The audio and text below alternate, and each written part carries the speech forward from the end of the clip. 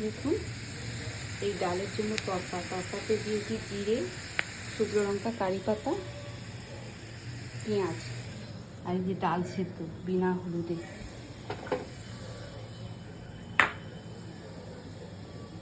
এই ওপর থেকে ধনে পাতা দিয়ে দিচ্ছি,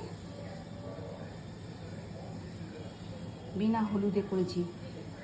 আর এই তরকাটা যে করেছি, পেঁয়াজটা লাল লাল করে ভেজে নিয়েছি।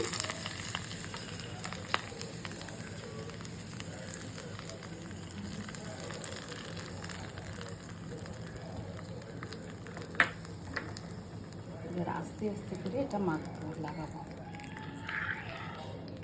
এতে আছে ফোড়নের জিরে, শুকনো লঙ্কা, পেঁয়াজ, হিং আর একটা কারি পাতা দিয়েছি, মানে একটা ব্রাঞ্চ ধনে পাতা দিয়ে।